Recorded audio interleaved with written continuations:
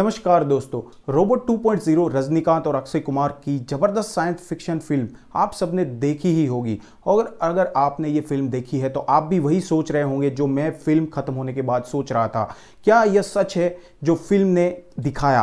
कितनी सच्चाई है इसमें? मैं फिल्म में एक्शन दृश्यों के बारे में बात नहीं कर रहा हूं, नहीं मैं चिट्टी रोबोट बनाने के लिए इस्तेमाल की जाने वाली टेक्निक के बारे में बात कर रहा हूं। यह स्पष्ट रूप से एक साइंस फिक्शन फिल्म है, इसलिए यह सब फिक्शन है। मैं फिल्म में तथाकथित सामाजिक संदेश के बारे में बात कर रहा हूं। फिल्म में दिखाया गया है कि सेल फोन टावरों से निकलने वाले रेडिएशन का लोगों के साथ साथ पक्षियों पर भी प्रतिकूल प्रभाव पड़ता है। फिल्म ने यहां तक कहा है कि पिछले कई वर्षों में भारत में पक्षियों की आबादी में गिरावट सेल फोन टावरों से निकलने वाले विकिरणों के कारण हुई है। इसमें कितनी सच्चाई है दोस्तों, आज के इस एजुकेशनल वीडियो में आपको इसके बारे में बताना चाहूंगा। आइए देखते हैं। फिल्म में बार बार कहा गया है कि सेल फोन टावरों से विकिरण आ रहा है, तो वास्तव में यह विकिरण है क्या? यह एक रेडियो फ्रीक्वेंसी वेव्स है। जब आपका फोन 3G या 4G का उपयोग करता है या कॉल करता है तो आपको रेडियो फ्रीक्वेंसी तरंगों के माध्यम से सेल फोन टावर से कनेक्ट किया जाता है। रेडियो फ्रीक्वेंसी वेव्स एक प्रकार की विद्युत चुंबकीय वेव्स है।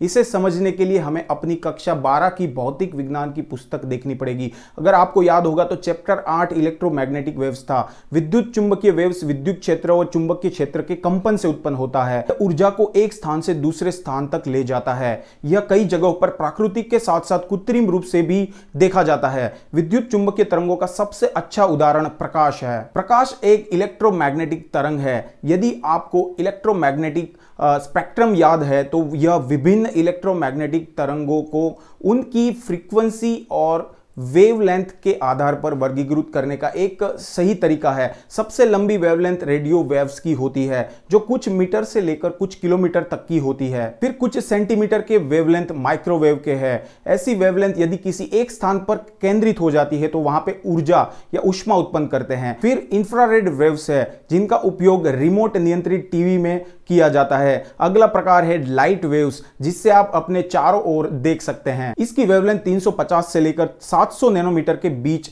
होती है। इसके बाद अल्ट्रावायलेट किरणें आती है। यहां से फ्रीक्वेंसी बढ़ने लगती है। एक्सरे और गामा किरणें अल्ट्रावायलेट किरणों का अनुसरण करती है क्योंकि उनकी फ्रीक्वेंसी इतनी अधिक है और उनकी वेवलेंथ जो है वो उतनी छोटी है। वे एक अणु के अंदर रासायनिक जो बंधन होता है उसको तोड़ सकती है। यही कारण है कि उन्हें आयनकारी विकिरण भी कहा जाता है। आयनकारी विकिरण मनुष्य और जानवरों के लिए समान रूप से बहुत ही हानिकारक है क्योंकि वे हमारे डीएनए में प्रवेश कर जाते हैं और उसके रासायनिक बंधनों को तोड़ सकते हैं। कोशिकाओं में म्यूटेशन पैदा करना और अंततः कैंसर का कारण भी बन सकते हैं। जैसे जैसे इलेक्ट्रिक मैग्नेटिक तरंगों की फ्रीक्वेंसी बढ़ती है वे और अधिक खतरनाक होती जाती है। परमाणु सामग्री से निकलने वाली रेडियो गतिविधि सबसे खतरनाक होती है क्योंकि उस विकिरण की फ्रीक्वेंसी और शक्ति सबसे अधिक होती है। तो अब सवाल उठता है कि क्या इलेक्ट्रोमैग्नेटिक वेव्स, जिन्हें नॉन आयोनाइजिंग विकिरण के रूप में भी जाना जाता है, क्या यह विकिरण मनुष्यों और जानवरों के लिए हानिकारक है? इस पर अभी तक कोई वैज्ञानिक निष्कर्ष नहीं निकला है। कुछ शोध लंबे समय तक उच्च स्तर पर नॉन आयोनाइजिंग विकिरण के संपर्क में रहने के प्रभाव को बताते हैं। अन्य शोध बताते हैं कि मनुष्य और जानवरों पर कोई हानिकारक प्रभाव नहीं पड़ता है। लेकिन वैज्ञानिक और विशेषज्ञ इस बात से सहमत है कि नॉन आयोनाइजिंग विकिरण निश्चित रूप से आयोनाइजिंग विकिरणों के समान मैकेनिज्म का उपयोग करके म्यूटेशन या कैंसर का कारण नहीं बन सकता है। लेकिन क्या कोई अन्य मैकेनिज्म है जिसके द्वारा नॉन आयोनाइजिंग विकिरण हमारे लिए हानिकारक हो सकते हैं? इस पर शोध किया जा रहा है। वैज्ञानिकों का दावा है कि नॉन आयोनाइजिंग विकिरण द्वारा उत्पन्न गर्मी, जैसे हमारे माइक्रोवेव में जहां गर्मी भोजन बनाती है, यही गर्मी यदि मानव टिश्यूज में केंद्रित हो जाती है तो जलने का कारण भी बन सकती है। मूल रूप से इसमें जलन की क्षमता होती है यदि आप लंबे समय तक किसी भी नॉन आयोनाइजिंग विकिरण द्वारा उत्पादित गर्मी के संपर्क में है। यही कारण है कि विभिन्न सरकारी एजेंसियों ने सेलफोन और सेलफोन टावरों के लिए विकिरण की सीमा निर्धारित की है। वे नहीं चाहते हैं कि नॉन आयोनाइजिंग विकिरण से ताप प्रभाव इतना अधिक हो कि लोगों को जलन हो। एफसीसी, एक अमेरिकी एजेंसी, ने 1.6 वाट प्रति किलोग्राम की विकिरण सीमा निर्धारित की है। सेलफोन इस सीमा से अधिक नहीं होना चाहिए। यह सीमा विकिरण से काफी कम है और सुरक्षित है। सेलफोन का उपयोग करने के कारण लॉन्ग टर्म हानिकारक प्रभाव की संभावना बहुत ही कम है। है। इसका एक सीधा सा कारण है, यदि आप विश्व की जनसंख्या को एक नमूना आकार के रूप में ले तो आप देखेंगे कि पिछले 20 से 30 वर्षों में सेल फोन के उपयोग में वृद्धि हुई है। सेल फोन का उपयोग करने वालों की संख्या तेजी से बढ़ी है, लेकिन ऐसी कोई बीमारी नहीं है जिसने इन वर्षों में तेजी से वृद्धि देखी हो। आप 1990 से लेकर 2016 के बीच दुनिया भर में कैंसर के मामलों का यह चार्ट देख सकते हैं। ऐसे किसी भी प्रकार के कैंसर के मामले नहीं है जिनमें अत्यधिक वृद्धि देखी गई हो। किसी अन्य बीमारी के बारे में भी यही कहा जा सकता है। यदि सेल फोन का उपयोग करने से हानिकारक प्रभाव पड़ते हैं तो हम इसे किसी न किसी बीमारी में देख सकते हैं। इसका सबसे अच्छा उदाहरण है धूम्रपान की दर और फेफड़ों के कैंसर।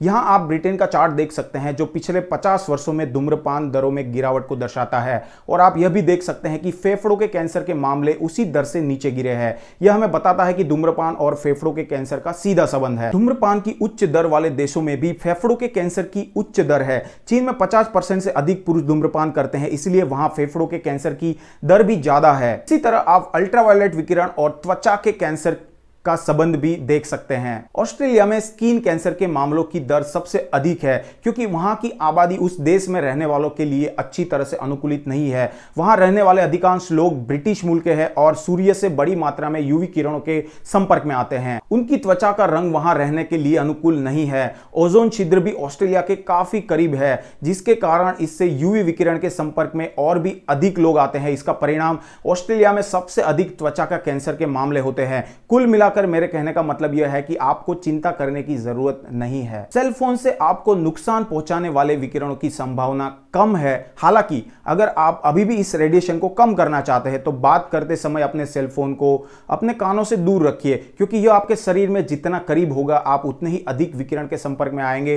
थोड़ी सी भी दूरी विकिरण को कम कर देती है। मैं सेल फोन के उपयोग को बढ़ावा नहीं दे रहा हूं। स्मार्टफोन की लत, इससे जुड़ी मानसिक समस्याएं, आपको इनका सामना करना पड़ सकता है। सेल फोन का इस्तेमाल जरूरत पड़ने पर ही करना चाहिए। आजकल लोग अपने स्मार्टफोन के आदी हो गए हैं, इसलिए मैं आपको सलाह दूंगा कि आप अपने सेल फोन का अधिक उपयोग ना करें। पिछले 20-30 वर्षों से पक्षियों की आबादी में भारी गिरावट देखी गई है। इसका क्या कारण है? पक्षी विज्ञानी ये बात पे सहमत है कि इस बात का कोई निर्णायक वैज्ञानिक प्रमाण नहीं है कि सेल फोन टावर पक्षियों की गिरावट का कारण है, जिसका मतलब है कि यहां बड़ी ताकत है कोई जो इसकी आबादियों को कम कर रही है। इनमें से सबसे बड़ा कृषि हो सकता है। विशेषज्ञों का मानना है कि कृषि में वृद्धि से कीटनाशकों के उपयोग में वृद्धि हुई है, जिसके कारण कीट आबादी में गिरावट आई है। चूंकि कीड़े पक्षियों का भोजन है, पक्षी ठीक से भोजन नहीं कर सकते, इसलिए उनकी आबादी भी घट रही है। इसका एक प्रमुख कारण कृषि को बताया गया है। न केवल भारत में बल्कि पूरी दुनिया में पक्षियों की आबादी घटने लगी है। इस ग्राफ में आप पक्षियों की आबादी में इस विश्वव्यापी गिरावट को देख सकते हैं। वाई एक्सिस पक्षियों की विभिन्न प्रजातियों को प्रभावित करने वाले कारणों का प्रतिनिधित्व करता है। अन्य जैसे शहरीकरण, वनों की कटाई, जलवायु परिवर्तन, प्रदूषण,